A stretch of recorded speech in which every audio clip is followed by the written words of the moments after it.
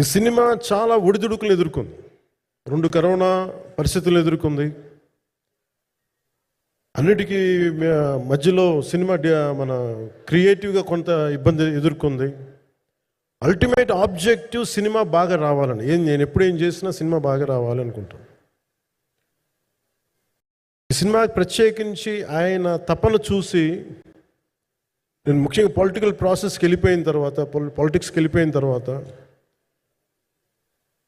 Direction అని వీటికి దూరమై క్రియేటివ్ పార్టీకి దూరం అయిపోయిన తర్వాత, పాలిటిక్స్ నా ప్రైమరీ ఫోకస్ అయిపోయిన తర్వాత మళ్ళీ దృష్టి పెట్టి సినిమా కావాలి, మీరు చెయ్యాలని చెప్పి నా దగ్గరికి వచ్చి కోరుకున్నప్పుడు నేను ఎంత బెస్ట్ ఇవ్వగలను ఆ సినిమాకి అంత ఇచ్చాను. నేను అంటే నా బెస్ట్ ఇచ్చాను. అంటే నేను అంటే అన్నిటికంటే కూడా నేను ఇవ్వలేనిది టైం ఇవ్వలేను నేను.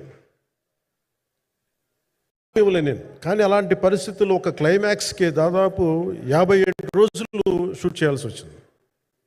మండు టెండ బాగా, ఇట్స్ కైండ్ ఆఫ్ మిడ్ మే అంటే చాలా పిచ్చి ఎండ అన్నమాట. అలాంటి ఎండల్లో చాలా కాలం తర్వాత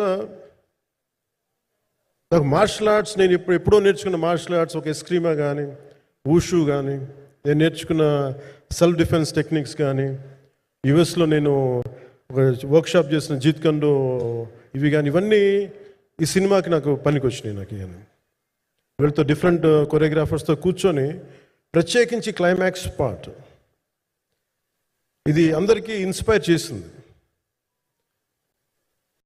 మన స్థూలంగా చెప్పాలి అంటే, ఒక క్లుప్తంగా చెప్పాలి అంటే, ఈ సినిమాకి ఇదే ఆయువు పట్టింది.